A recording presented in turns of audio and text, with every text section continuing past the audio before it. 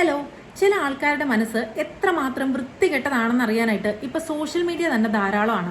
2 ദിവസം മുന്നേ അഹമ്മദാബാദ് വിമാനാപകടത്തില് പത്തനംതിട്ട സ്വദേശിയായിട്ടുള്ള രഞ്ജിത എന്ന് പറയുന്ന ഒരു സഹോദരി നമ്മെ വിട്ടു പിരിഞ്ഞത് എല്ലാവരും അറിഞ്ഞിട്ടുണ്ടാവും.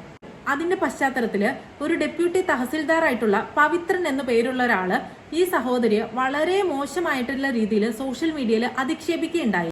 ജാതീയമായും ലൈംഗികമായും ഒപ്പം തന്നെ സ്ത്രീത്വത്തെ അപമാനിക്കുന്ന രീതിയിലുമാണ് ഇയാൾ ഈ പ്രസ്താവന നടത്തിയിരിക്കുന്നത്.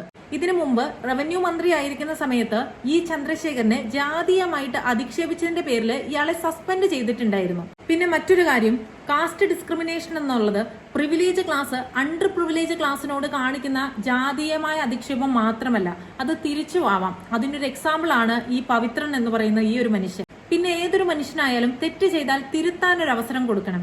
ആ തെറ്റ് തന്നെ വീണ്ടും ആവർത്തിച്ചാലോ?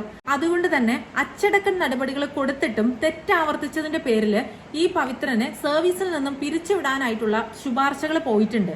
രഞ്ജിത എന്ന് പറയുന്ന ആ പെൺകുട്ടിയുടെ വീട്ടുകാർക്കുണ്ടായ നഷ്ടം വളരെ വലുതാണ്. നിങ്ങൾക്ക് അവരെ ആശ്വസിപ്പിക്കാൻ പറ്റിയില്ലെന്നുണ്ടെങ്കിൽ അറ്റ്ലീസ്റ്റ് ഇതുപോലുള്ള ക്രിമിനൽ പ്രവൃത്തികൾ ചെയ്യാതിരിക്കുക.